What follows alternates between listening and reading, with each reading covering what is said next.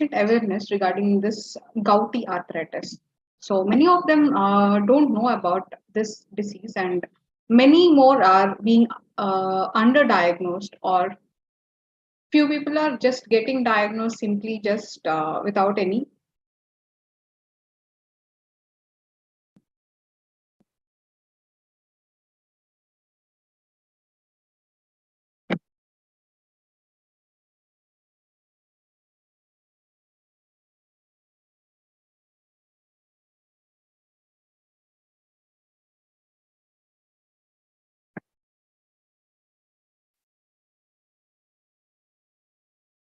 Hello everyone, this is Dr. Chandrashekara, and I'm here to make people aware about gouty arthritis.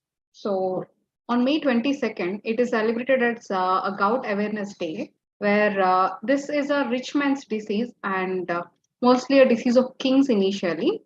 And it is most commonly seen with the overindulgence of meat or seafood intake and more alcohol intake.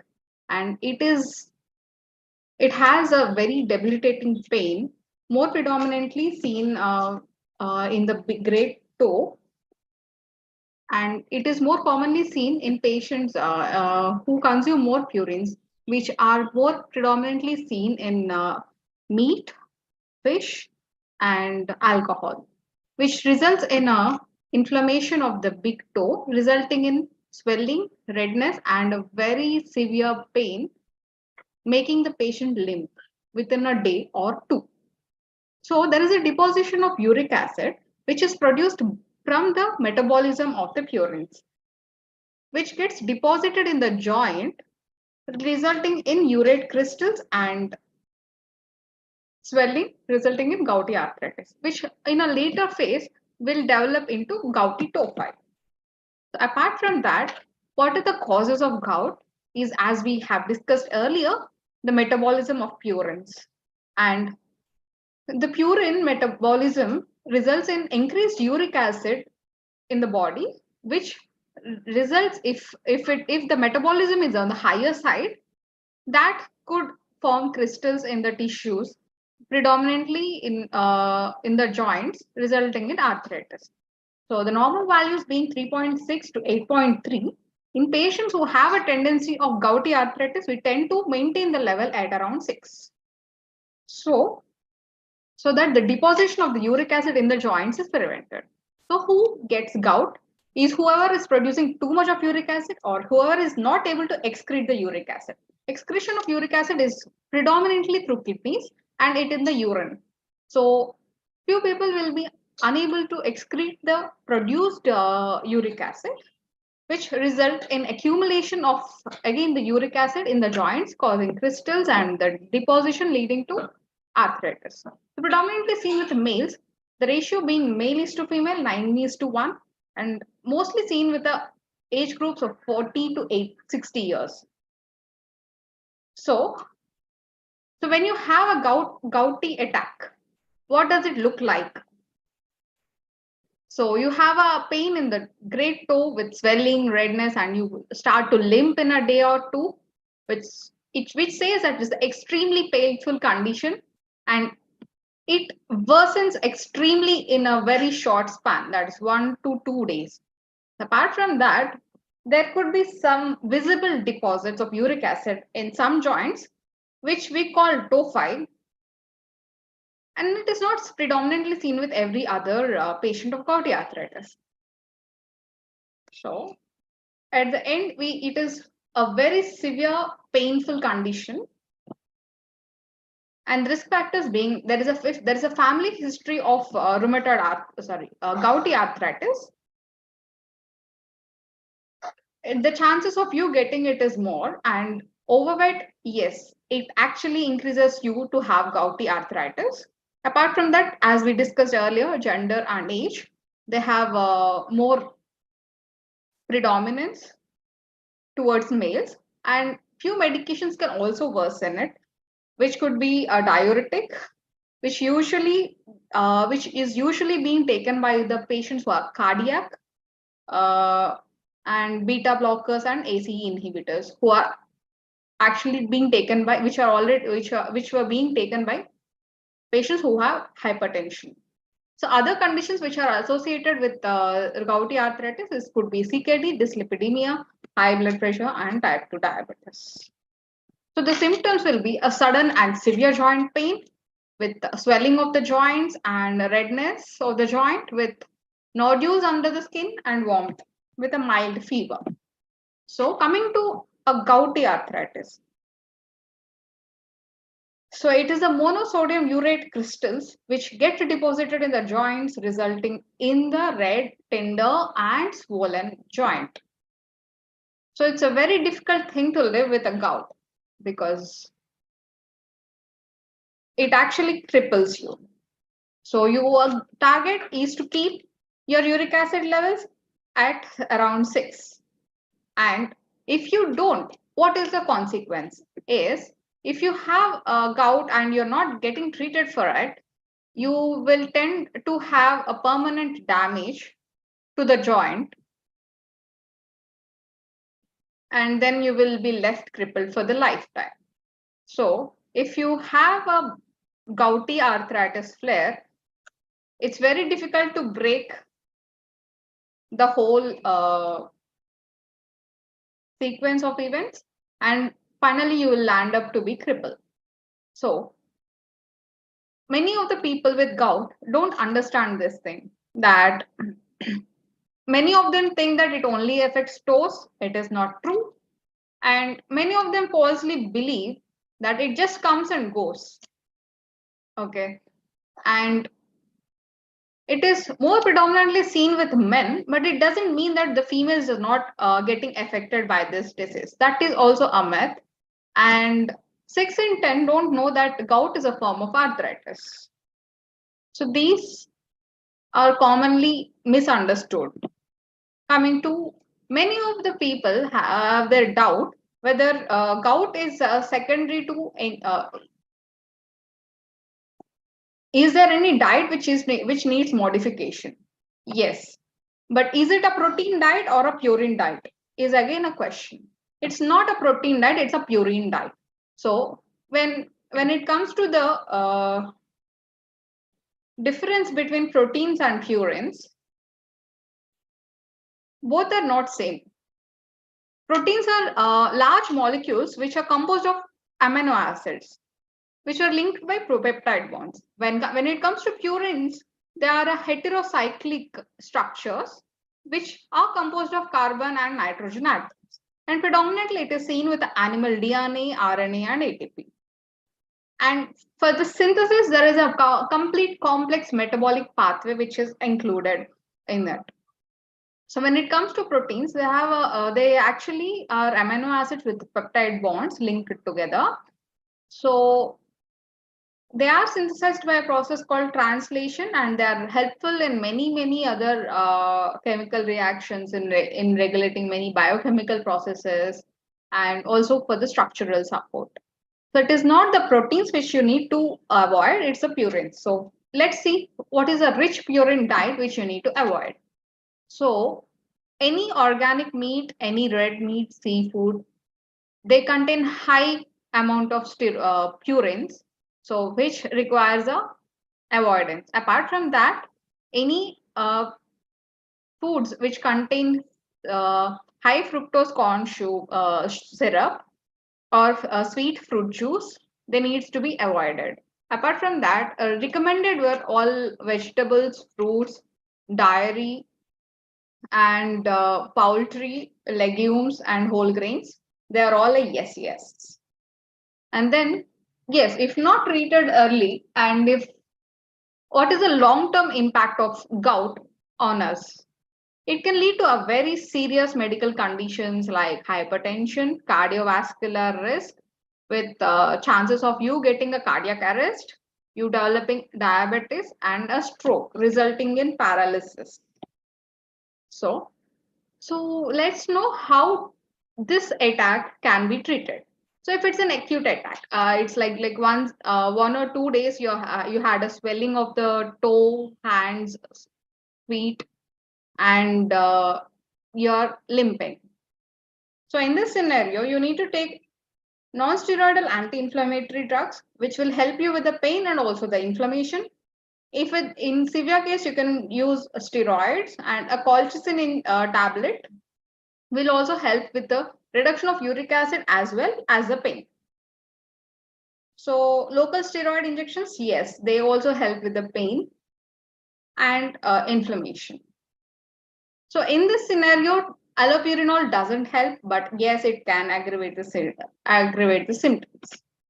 So now coming to the prevention of an attack, yes, it is possible to prevent a gouty attack, and yes, here comes the role of the diet. Apart from diet, yes, losing weight will always help you prevent the gouty attacks further. So now coming to the medications, yes, you can use the medications to prevent gouty attacks, which could be by using allopurinol and febuxostat, probenecid and lesinurad. Do you think gouty arthritis and rheumatoid arthritis are same? If you're thinking like that, it's a no-no. So in gouty arthritis, you have symptoms which usually are on one side of the body, with predominantly involving a great toe and uric acid crystals, creating bumps and in the joints, around the joints, called tophi, with fever, and could be a flare-ups here and there. But when it comes to rheumatoid, it is always associated with early morning stiffness, with worsens over time, with reduced with the movement, and associated with fatigue, and more predominantly both sides of the body. So how to diagnose this? So this is diagnosed with inflammatory markers, which could be ESR, CRP, with associated uric acid levels being on the higher side. And apart from these two, X-rays can help us with cysts in the bones or any erosions possibly seen. And we have to rule out the infection by doing joint fluid analysis if there is a swollen joint. Apart from that, clinical history saying that there is episodic events of joint pains predominantly lasting for 3-4 days, and then associated with the diet like intake of meat or any other alcoholic intake, more predominantly beer, we need to consider it as a gouty arthritis. So progression, coming to the progression, initially there could be no symptoms, and there could be a flare, and the disease could be inactive or completely asymptomatic for the next 5 years or so.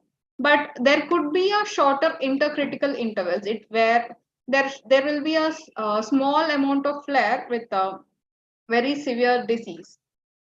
If it is not treated at this moment, it could start having a development of tophi and renal involvement, cardiac involvement, resulting in further complications. So it's always better to get it treated earlier before the recurrent acute gouty arthritis develops into an advanced gout, where your kidneys and heart is at risk. So this is how the stages of the gout is staged. Initially, there is high uric acid but no symptoms. Then we see symptoms, then we call it a flare. Once the flare is not, there are no symptoms in between, but still the uric acid is being on a higher side in between, where we require a preventive measure to prevent further acute flares. If that is not done, the patient will land up in advanced gout, where there will be lumps and bumps around the joints and with associated pain, resulting in tophi. So to avoid advanced gout, it's always better you get it treated at the level of acute flares and intercritical period. So again, many of them ask whether it is okay to walk when you have a flare. It's better you avoid the joint. It's better you give rest to the joint which is having a flare. Apart from that, exercise is a great modality where you can you can avoid further gouty attacks. And if you take rest, it's always better that it gets cured quickly along with taking medications, so that your immobile period will be reduced. So yes, it's always better you get treated early and get your uric acid levels checked every 6 monthly, and keep your uric acid levels at around less than 6 mg per dl, so that you can avoid any further complications. Thank you.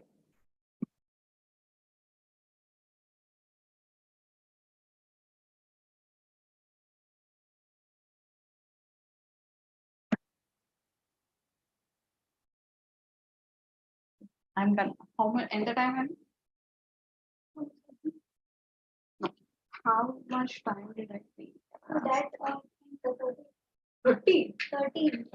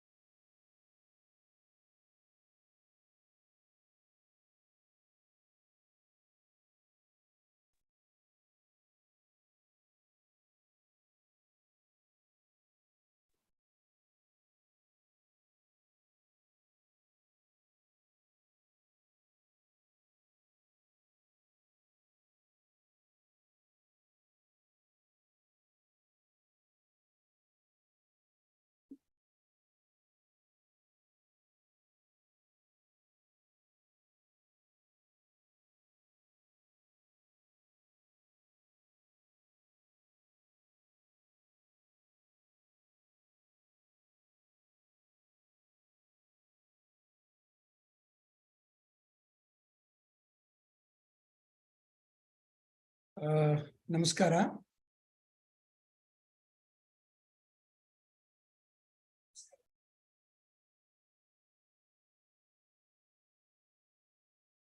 ಮುಂದಿನ 10 ನಿಮಿಷಗಳಲ್ಲಿ ಗೌಟಿನ ಬಗ್ಗೆ ತಮಗೆ ಕೆಲವಷ್ಟು ಮಾಹಿತಿಗಳನ್ನ ಹೇಳೋಣ ಅಂತ ಇಷ್ಟಪಡ್ತೇನೆ. ಸಾಮಾನ್ಯವಾಗಿ ನಾವು ಪ್ರತಿಯೊಂದು ಜಾಯಿಂಟ್ಸಿನ ನೋವುಗಳನ್ನ ಗೌಟ್ ಅಂತ ಅನ್ಕೊಳ್ತೇವೆ. ಅಂದ್ರೆ ಏನಾಗಿದೆ ಅಂತ ಹೇಳಿದ್ರೆ, ಬಹಳ ಹಿಂದಿನದಿಂದ ನಾವು ಗೌಟನ್ನ ನಾವು ಗುರುತಿಡ್ಕೊಂಡು ಎಲ್ಲಾ ಸಂಧಿವಾತಗಳನ್ನ ನಾವು ಗೌಟೆ ತರ ಅಥವಾ ಗೌಟಿನ ತರಹ ಅಂತಾನೆ ಅನ್ಕೊಳ್ತಾ ಇದ್ವಿ. ಈ ಹಿಸ್ಟ್ರಿ ಬರೀ ಭಾರತ ದೇಶದಲ್ಲೇ ಅಲ್ಲ, ಪ್ರಪಂಚಾದ್ಯಂತವಾಗೂ ನಾವು ಈ ಒಂದು ಜಾಯಿಂಟ್ಸಿನ ನೋವಿಗೆ ನಾವು ಗೌಟ್ ಅನ್ಕೊಂಡೇನೆ ಸುಮಾರು ಬಗ್ಗೆ ಸಾಕಷ್ಟು ಅದರಲ್ಲಿ ಕನ್ಫ್ಯೂಷನ್ಸ್ಗಳಿದೆ. ಅಂದ್ರೆ ನಮಗೆ ಈ ಸಂಧಿವಾತಗಳ ವಿವರಣೆಗಳನ್ನ ತಿಳ್ಕೊಳ್ತಾ, ಅಂದ್ರೆ ಸಂಧಿವಾತದ ವಿವಿಧ ರೀತಿಗಳನ್ನ ತಿಳ್ಕೊಳ್ತಾ ಈಗ ಯಾವ ಒಂದು ಪಾಯಿಂಟ್ ಅಲ್ಲಿ ಬಂದಿದೀವಿ ಅಂತ ಹೇಳಿದ್ರೆ, ಗೌಟ್ ಅನ್ನತಕ್ಕಂತಹದ್ದು ಭಾರತ ದೇಶದಲ್ಲಿ ಅಥವಾ ಡೆವಲಪಿಂಗ್ ಕಂಟ್ರೀಸ್ ಅಲ್ಲಿ ಸ್ವಲ್ಪ ಕಡಿಮೆ, ಕನ್ಸಿಡರಿಂಗ್ ಡೆವಲಪ್ಡ್ ಕಂಟ್ರೀಸ್. ಇದು ನಾವು ರುಮಟಾಯ್ಡ್ ಅರ್ಥ್ರೈಟಿಸ್ ಮತ್ತೆ ಆಂಕಲೋಸಿಂಗ್ ಸ್ಪಾಂಡಿಲೈಟಿಸ್ ಅವೆಲ್ಲವನ್ನು ಕನ್ಸಿಡರ್ ಮಾಡಿದರೆ ಗೌಟಿನ ಅರ್ಥ್ರೈಟಿಸ್ ಕಡಿಮೆ. ಅಂದ್ರೆ ಗೌಟಿನಿಂದ ಬರ್ತಕ್ಕಂತಹ ಅರ್ಥ್ರೈಟಿಸ್ ಅದಕ್ಕಿಂತಲೂ ಕಡಿಮೆ. ಸೊ ಅದರಿಂದ ನಾವು ಈ ಒಂದು ಪಾಯಿಂಟ್ ನ ಕ್ಲಿಯರ್ ಆಗಿ ತಿಳ್ಕೋಬೇಕು. ಗೌಟ್ ಅನ್ನತಕ್ಕಂಥದ್ದು ಒಂದು ಸಪರೇಟ್ ಬೇರೆ ರೀತಿಯ ಸಂಧಿವಾತ ಅರ್ಥ್ರೈಟಿಸ್. ಬೇರೆ ಅರ್ಥ್ರೈಟಿಸ್, ಈ ರುಮಟಾಯ್ಡ್ ಅರ್ಥ್ರೈಟಿಸ್, ಆಂಕಲೋಸಿಂಗ್ ಸ್ಪಾಂಡಿಲೈಟಿಸ್, ಈ ಎಲ್ಲ ಬಗ್ಗೆ ನೀವು ನಮ್ಮಿಂದ ಹಿಂದೆ ಕೇಳಿರ್ಬೋದು. ಅವೆಲ್ಲನೂ ಇಮ್ಯೂನ್ ಸಿಸ್ಟಮ್ ಮೀಡಿಯೇಟೆಡ್ ಪ್ರಾಬ್ಲಮ್ ಅಂತ ಹೇಳ್ತೀವಿ. ಅದು ಇಮ್ಯೂನ್ ಸಿಸ್ಟಮ್ ನಲ್ಲಿ ಸ್ವಲ್ಪ ವ್ಯತ್ಯಾಸಗಳಾಗಿ ಆ ಕಾಯಿಲೆಗಳು ಬರುತ್ತೆ. ಅದೇ ರೀತಿ ಆಸ್ಟಿಯೋ ಅರ್ಥ್ರೈಟಿಸ್ ಅಂತ ಹೇಳ್ತೀವಲ್ಲ, ಅಲ್ಲಿ ಮೂಳೆಗಳು ಸೌದು ಬಿಟ್ಟು ನೋವುಗಳು ಬರುತ್ತೆ. ಅದು ಕೂಡ ಬೇರೆ ಒಂದು ರೀತಿಯಲ್ಲಿ ಬರ್ತಕ್ಕಂಥ. ಈ ಗೌಟ್ ಅಂತ ಏನ್ ಹೇಳ್ತೀವಿ, ಈ ಗೌಟ್ ಅನ್ನತಕ್ಕಂತಹದ್ದು ಇದು ಒಂದು ತರಹ ಮೆಟಬಾಲಿಕ್ ಪ್ರಾಬ್ಲಮ್ ಅಂತ ಹೇಳ್ತೇವೆ. ಇದರಲ್ಲಿ ಒಂದು ಯೂರಿಕ್ ಆಸಿಡ್ ಅನ್ನತಕ್ಕಂತಹದ್ದು ಹೆಚ್ಚಾಗಿ, ಈ ಯೂರಿಕ್ ಆಸಿಡ್ ಸಂಧಿಗಳಲ್ಲಿ ಹೋಗಿ ಕೂತಾಗ, ಸಂಧಿಗಳಷ್ಟೇ ಅಲ್ಲ, ಕೆಲವು ಸಲ ಕಿಡ್ನಿನಲ್ಲೂ ಕೂತ್ಕೊಳ್ಳುತ್ತೆ, ಬೇರೆ ಕಡೆನೂ ಕೂತ್ಕೊಳ್ಳುತ್ತೆ. ಬಟ್ ಸಂಧಿಯಲ್ಲಿ ಕೂತು ಅರ್ಥ್ರೈಟಿಸ್ ಅಥವಾ ಸಂಧಿವಾತದ ತರಹ ಚಿಹ್ನೆಗಳು ಬಂದಾಗ ನಾವು ಇದನ್ನ ಗೌಟಿ ಅರ್ಥ್ರೈಟಿಸ್ ಅಂತ ಹೇಳ್ತೇವೆ. ಅಂದ್ರೆ ಅರ್ಥಾತ್ ಗೌಟ್ ಅನ್ನತಕ್ಕಂತಹದ್ದು ಬೇರೆ ಸಂಧಿವಾತಗಳಿಗಿಂತ ಸ್ವಲ್ಪ ಬೇರೆ ರೀತಿಯಲ್ಲಿ ಬರತಕ್ಕಂತಹದ್ದು. ಇದರಲ್ಲಿ ದೇಹದ ಮೆಟಬಾಲಿಕ್ ಪ್ರಾಸೆಸ್ ಅಂತ ಹೇಳ್ತೀವಿ. ಅಂದ್ರೆ ದೇಹದ ಏನು ತನ್ನ ಕೆಮಿಕಲ್ಸ್ ಹ್ಯಾಂಡ್ಲಿಂಗ್ ಮಾಡ್ಕೊಳುತ್ತಲ್ಲ, ಮೆಟಬಾಲಿಕ್ ಪ್ರಾಸೆಸ್, ಆ ಮೆಟಬಾಲಿಕ್ ಪ್ರಾಸೆಸ್ ನಲ್ಲಿ ವ್ಯತ್ಯಾಸ ಆಗಿ ಬರ್ತಕ್ಕಂತಹ ಒಂದು ಸಂಧಿವಾತಕ್ಕೆ ನಾವು ಗೌಟಿ ಅರ್ಥ್ರೈಟಿಸ್ ಅಥವಾ ಯೂರಿಕ್ ಆಸಿಡ್ ಅಸೋಸಿಯೇಟೆಡ್ ಅರ್ಥ್ರೈಟಿಸ್ ಅಂತ ಹೇಳ್ತೇವೆ. ಸೊ ನಾನು ನಿಮಗೆಲ್ಲ ತಿಳಿದಂಗೆ doctor Chandrashekar, Chandra rheumatology and immunology centre, ಗೌಟಿನ ವಿವರಗಳನ್ನು ನಾವು ಮುಂದುವರಿಸ್ಕೊಳ್ತಾ ಹೋಗೋಣಂತೆ. ಇದನ್ನ ನಾವು ಹಿಂದೆ ರಿಚ್ ಮ್ಯಾನ್ಸ್ ಡಿಸೀಸ್ ಅಂತ ಹೇಳ್ತೀವಿ, ಡಿಸೀಸ್ ಆಫ್ ದ ಕಿಂಗ್ಸ್ ಅಂದ್ಬಿಟ್ಟು. ಅಂದ್ರೆ ಯೂಶಲ್ ಆಗಿ ಇದೊಂಥರ ಒಂದು ಏನು ಪ್ರೆಸ್ಟೀಜ್ ಇಶ್ಯೂ ತರ ಇರ್ತಾ ಇತ್ತು. ಯಾಕೆಂದ್ರೆ ಈ ಗೌಟ್ ಬಂತು ಅಂದ್ರೆ ತಮ್ಮಲ್ಲಿ ರಿಚ್ನೆಸ್ ಜಾಸ್ತಿ ಇದೆ. ಅದೆಲ್ಲ ಹಿಂದಿನ ಒಂದು ಭ್ರಮೆ.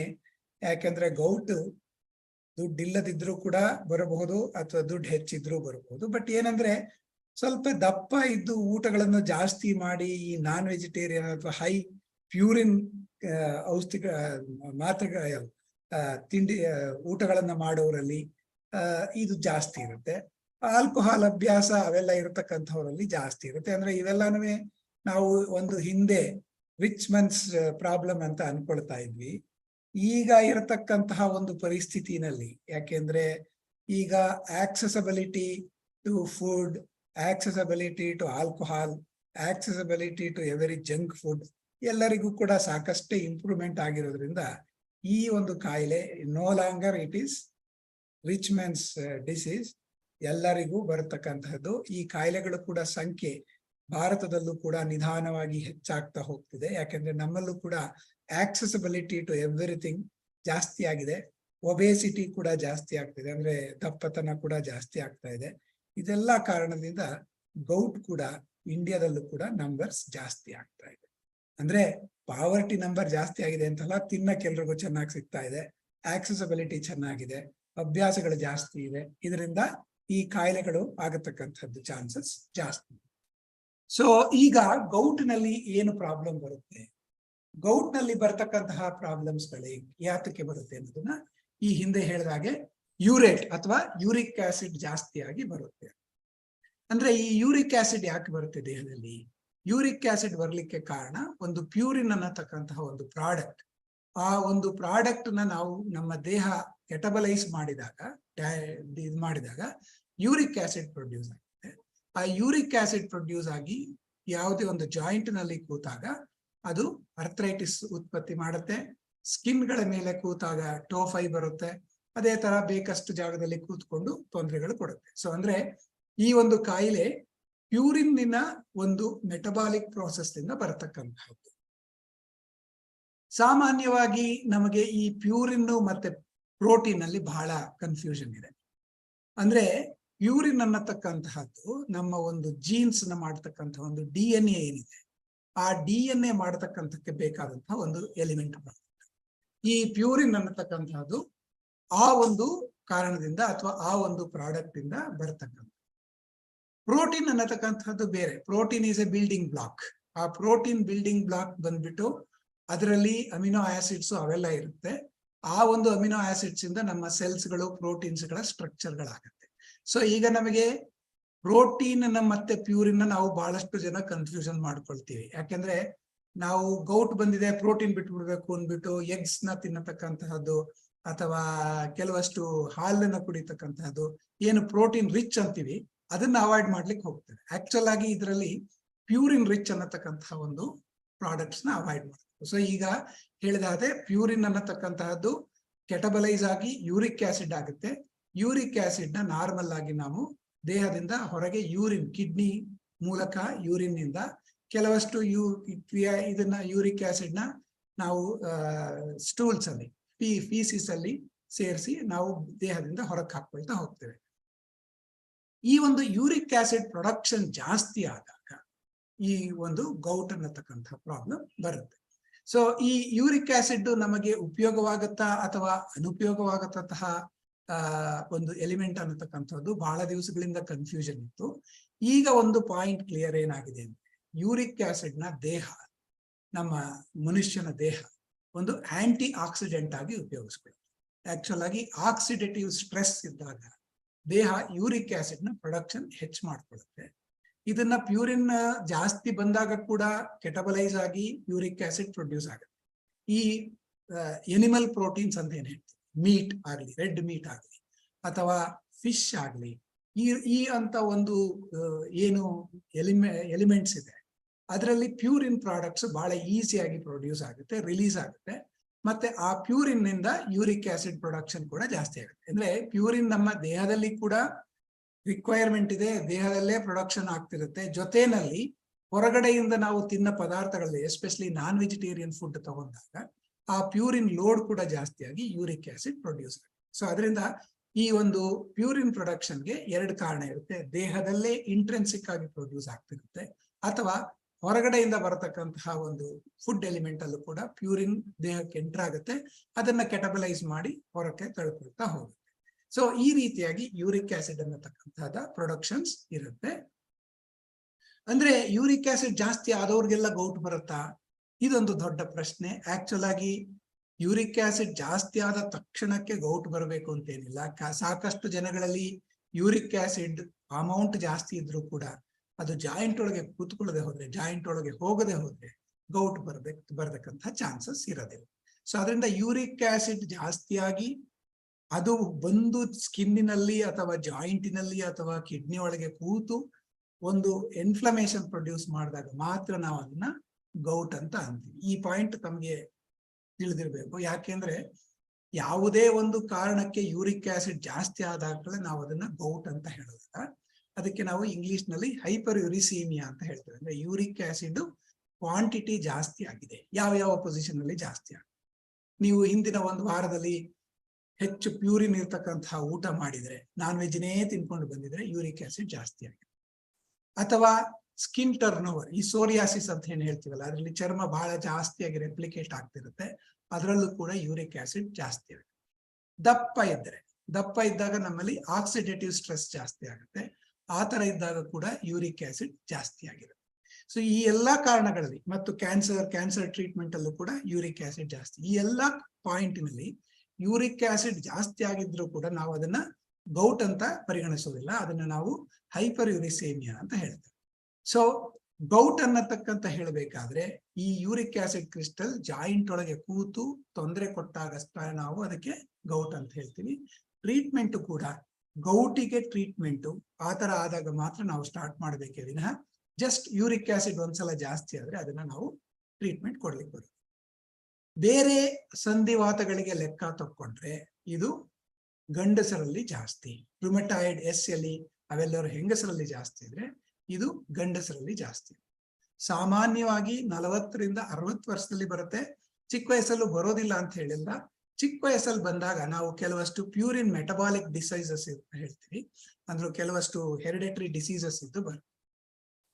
ವಂಶ ಪಾರಂಪರ್ಯವಾಗಿ ಬರುತ್ತಾ, ಕೆಲವಷ್ಟು ವಂಶಗಳಲ್ಲಿ ಈ ಗೌಟ್ ಅರ್ಥ್ರೈಟಿಸ್ ಇರುತ್ತೆ. ಯಾಕೆಂದ್ರೆ ಈ ಪ್ಯೂರಿನ್ ಮೆಟಬಾಲಿಸಮ್ ಅಲ್ಲಿ ಕೆಲವು ಎಂಜೈಮ್ಸ್ ವ್ಯತ್ಯಾಸ ಇದ್ದಾಗ ಕೂಡ ಈ ಗೌಟ್ ಅರ್ಥ್ರೈಟಿಸ್ ಬರ್ಬೋದು. ಅದರಿಂದ ಫ್ಯಾಮಿಲಿಯಲ್ ಅಲ್ಲೂ ಕೂಡ ನಾವು ನೋಡ್ತೇವೆ. ಅಂದ್ರೆ ಅಪ್ಪ ಅಮ್ಮನಿಗಿದ್ರೆ ಗೌಟು ಮಕ್ಕಳಿಗೆ ಬರ್ತಕ್ಕಂತಹ ಚಾನ್ಸಸ್ ಸ್ವಲ್ಪ ಸಾಮಾನ್ಯವಾಗಿ ಬೇರೆಯವರಿಗಿಂತಲೂ ಜಾಸ್ತಿ ಇರುತ್ತೆ. ಸೊ ಫ್ಯಾಮಿಲಿ ಹಿಸ್ಟ್ರಿ ಕೂಡ ಇದ್ರೆ ಇದಾಗತಕ್ಕಂತಹ ಚಾನ್ಸಸ್ ಜಾಸ್ತಿ ಇರುತ್ತೆ.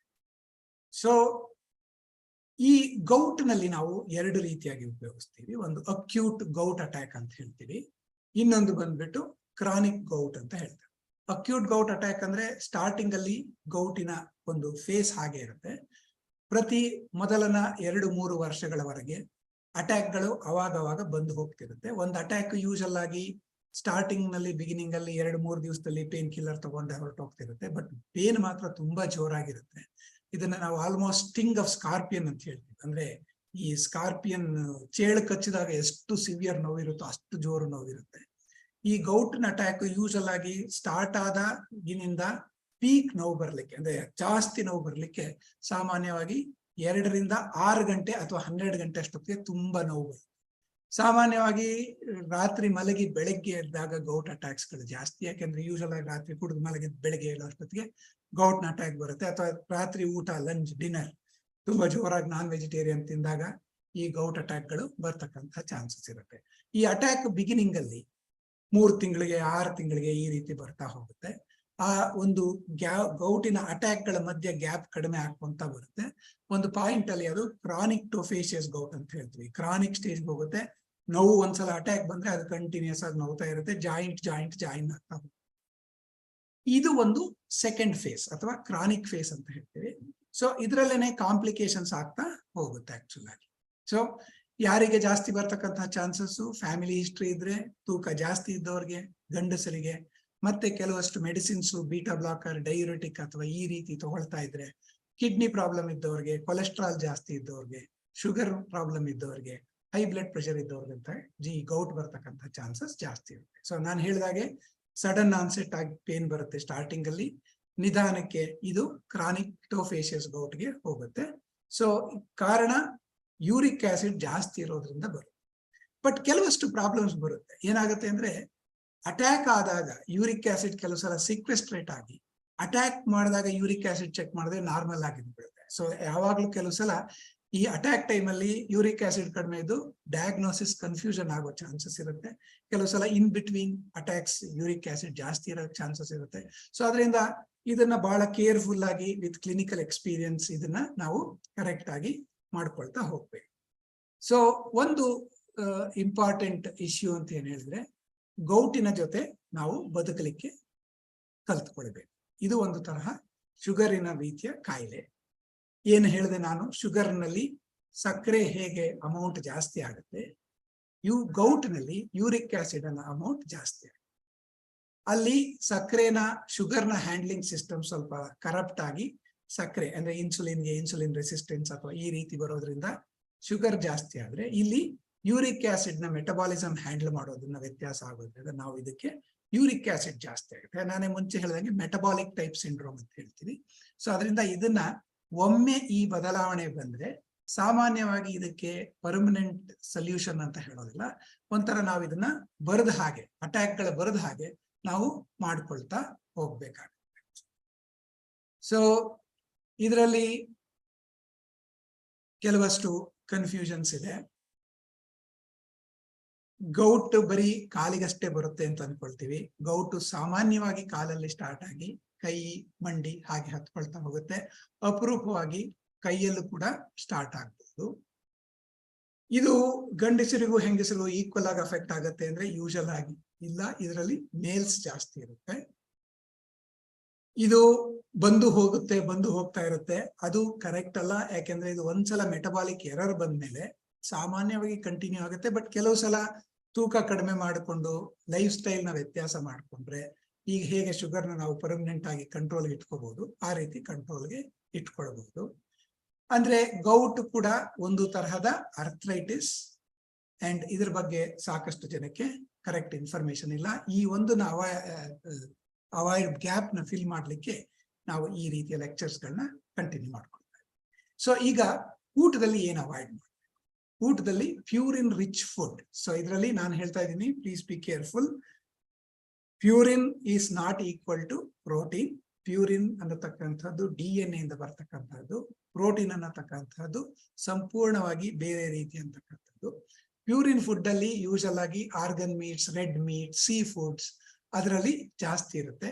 ಹೈ ಫ್ರುಕ್ಟೋಸ್ ಕಾರ್ನ್ ಸಿರಪ್ ಮತ್ತೆ sweet fruit juices with high fructose ನಲ್ಲಿ, ಅಥವಾ process snack with excess sugars ಅಲ್ಲಿ, especially non vegetarian processed snacks ಅಲ್ಲಿ, ಫುಡ್ಸ್ ಅಲ್ಲಿ ಪ್ಯೂರಿನ್ ಜಾಸ್ತಿ ಇರುತ್ತೆ. ಅದೇನೆ fruits, vegetables in raw form, low fat dietary ಮತ್ತೆ ಸ್ಮಾಲ್ ಕ್ವಾಂಟಿಟಿಯಲ್ಲಿ. ಲೀನ್ ರೆಡ್ ಮೀಟ್ ಅಲ್ಲಿ ಸ್ವಲ್ಪ ಕಡಿಮೆ ಇರುತ್ತೆ, ಬಟ್ ಆದಷ್ಟು ಈ ಪೌಲ್ಟ್ರಿ ಲೀನ್ ರೆಡ್ ಮೀಟ್ ಅಲ್ಲಿ ಸ್ವಲ್ಪ ಆದಷ್ಟು ನೋಡ್ಕೊಂಡು ತಗೊಳ್ಬೇಕು. Whole grains and especially vegetarian. In a small simple term to say that most of the vegetarian food has low purine load. ಅದರಿಂದ ಕೆಲವು ಸಲ ತುಂಬಾ ಕನ್ಫ್ಯೂಷನ್ ಇದ್ರೆ ನಾನ್ ವೆಜಿಟೇರಿಯನ್ ಇಂದ ಪ್ಯೂರ್ ವೆಜಿಟೇರಿಯನ್ ಕನ್ವರ್ಟ್ ಆದ್ರೆ ಅರ್ಧ ಗೌಟಿನ ಪ್ರಾಬ್ಲಮ್ ನಿಲ್ತಕ್ಕಂಥ ಚಾನ್ಸಸ್ ಚೆನ್ನಾಗಿ. ಸೊ ಗೌಟ್ ಬರೀ ಜಾಯಿಂಟ್ಸ್ ನೋವು ಅಷ್ಟೇ ಅಲ್ಲ, ಗೌಟ್ಸ್ ಇದ್ದ ಜನಕ್ಕೆ ಸಕ್ಕರೆ ಕಾಯಿಲೆ ಬರ್ತಕ್ಕಂಥ ಚಾನ್ಸಸ್ ಜಾಸ್ತಿ ಇರುತ್ತೆ. Strokes, cardiovascular problems, ಕಾರನರಿ artery disease ಅಂತ ಏನ್ ಹೇಳ್ತೀವಿ, ಹಾರ್ಟಿನ ಪ್ರಾಬ್ಲಮ್, BP, ಮತ್ತೆ ತುಂಬಾ ಸೀರಿಯಸ್ ಆಗಿ ಕೆಲವು ಸಲ ಯೂರಿಕ್ ಆಸಿಡ್ ಜಾಸ್ತಿ ಆದ್ರೆ ಕಿಡ್ನಿಗಳು ಡ್ಯಾಮೇಜ್ ಆಗುತ್ತೆ.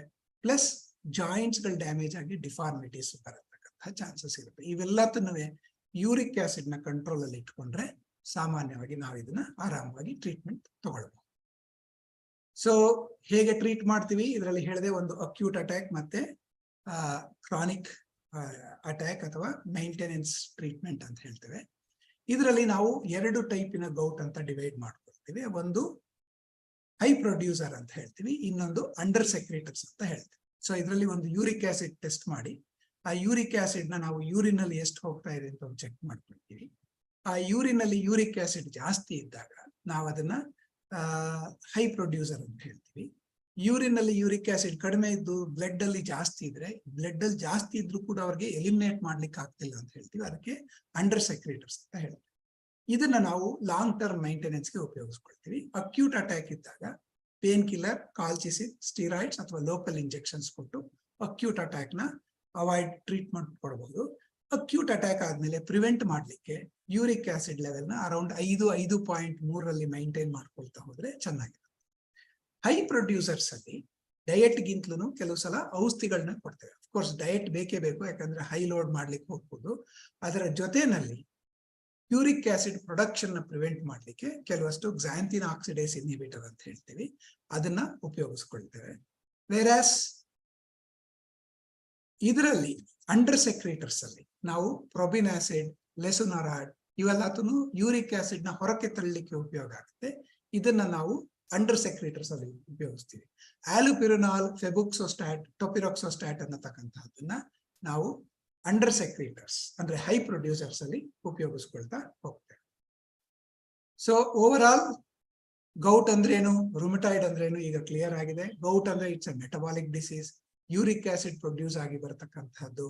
ಇದರಲ್ಲಿ ಯೂಶಲಿ ಜ್ವರ ಕೆಲವು ಸಲ ಬರುತ್ತೆ, ಅಕ್ಯೂಟ್ ಅಟ್ಯಾಕ್ ಇದ್ರೆ ಇಲ್ಲಿ ಹೋದ್ರೆ ಬರಲ್ಲ, ಬಟ್ ಯೂಶಲಿ ಎಪಿಸೋಡ್ಸ್ ಅಲ್ಲಿ ಬರುತ್ತೆ.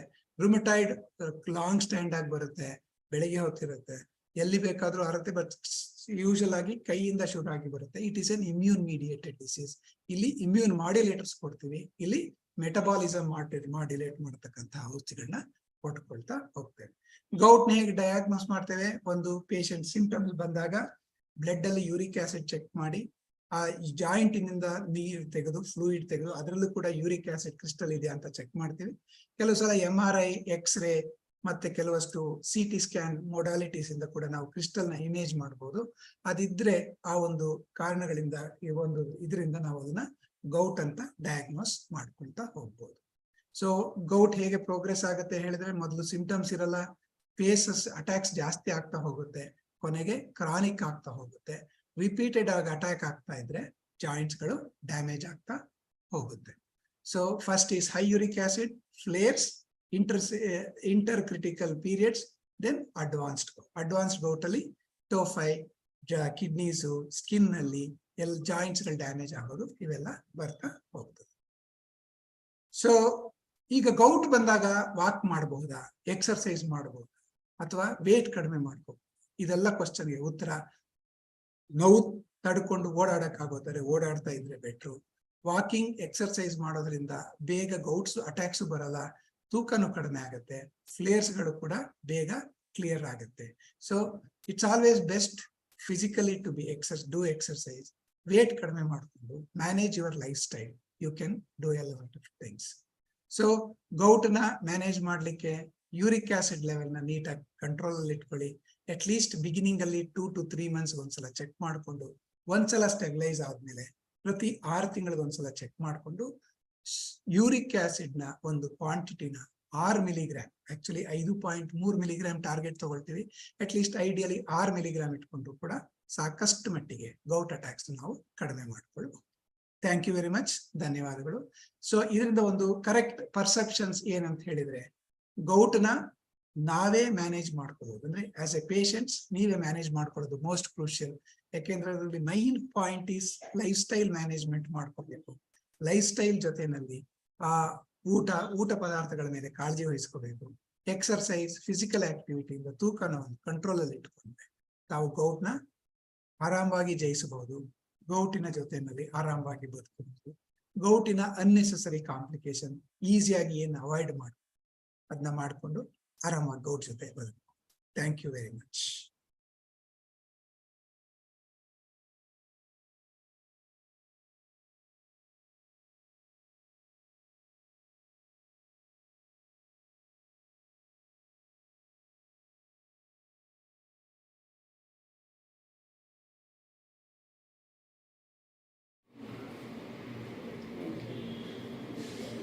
నాకు మోకాళ్ళల్లో నొప్పి కనపడింది. తర్వాత ఈ వేళ్ళకు భుజాలు బాగా నొప్పులు వచ్చినాయి. అట్లా వస్తుంటే మాకు తెలిసిన ఒక వాళ్ళు ఇక్కడికి వచ్చి ఏదో ప్రాబ్లం అది అలర్జీ వచ్చింటే సార్ బాగా చేసినారని చెప్పినారు. అక్కడ ఇది కూడా ఈ మోకాళ్ళ నొప్పులు, కీళ్ళ నొప్పులు సార్ బాగా చూస్తాడంట, రాను కూడా చూపించుకున్నారని వాళ్ళు చెప్పినారు. మరి కడప జిల్లా ప్రొద్దుటూరు. తర్వాత వస్తేనేమో ఒకసారి ఫస్ట్ నెలలో రమ్మన్నారు, మళ్ళా నెలలో వచ్చినాము. నాకైతే కొంచెం బాగా జ్వరం వస్తానింది ఎముకలకు, అట్లా వచ్చేదంతా తగ్గింది. జ్వరం వచ్చేది, ఆ జ్వరం వచ్చేది తగ్గిందిలే, ఇంకా కంటిన్యూ చేసుకున్నామంటే సార్ 3 నెలలకోసారి 3 నెలలకోసారి రమ్మని. సరే అని అట్లా 10వ సంవత్సరం, 10, 11 అవుతా ఉంది. అప్పుడు ఆ మందులు తింటూనే ఉంటా. ఒకసారి బాగుంటుంది, ఒకసారి పూర్తిగా తగ్గినట్టు ఉంటుంది. అట్లనే ఇంకా మందులు తింటూనే వస్తాను.